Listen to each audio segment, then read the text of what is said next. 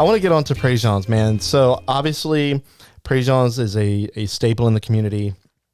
And whenever you guys took it over, it was a big deal. And I hear a lot of people, just family members and friends talk about Prejean's today and how much better it is. I still hear some feedback like, oh, they still have some things that they need to work on. I don't know what that looks like. I haven't been yet. No, I mean, yeah, we take constructive criticism well. So yeah, obviously. Yeah, you've been in business for 50 years. Yeah, a little while. So yeah, you should be able to take everything with a grain of salt. Right? Yeah. So what kind of led up to you guys acquiring Prejean's? Because Prejean's wasn't, I want to say this was in the pandemic situation. It wasn't in a good spot even before that, right? It wasn't. Mr. Bob Gilbo founded Prejean, did a great job, brought James Graham in. He originally started as a crawfish and oyster little shack, boil house, turned into this the most iconic Cajun restaurant, probably in the world, 17,000 square feet, award-winning, just blowing and going, and then the heyday passed, and it basically became a tourist trap. Locals gave up on it.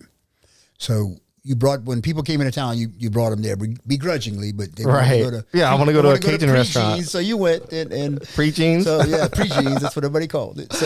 So Bob also got old, and he just had different family members operating it, and they just weren't true operators. They weren't true to the cause. So things changed, and sometimes not for the better. And then COVID comes along, and I think that's the proverbial straw that broke the camel's back type thing.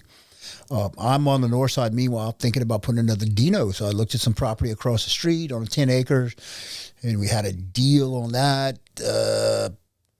Go to closing, and they changed the numbers on me. I don't like that. I leave. Oh man! Across the street, I'm dealing with Mr. Castile on the corner right across from Prejean's, right across Thoroughbred. There's a corner lot, Mr. Castile. We just couldn't come to terms on it. No big deal.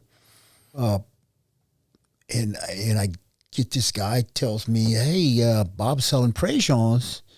Would you be interested? And I don't know. Again, I'm working on another deal. I don't know if he wants me to consult for him or purchase. So he calls me in his office and he goes, hey, what do you think my restaurant's worth? And I just go in there as a very seasoned restaurant veteran, didn't look at any paperwork, didn't look at anything. Did you just eyeball it? Just eyeball it. Just eyeball it, because you think you know what they're doing. There's a lot of stuff going around town. And I know the number of seats they have and how busy, and they still had a pretty good social media.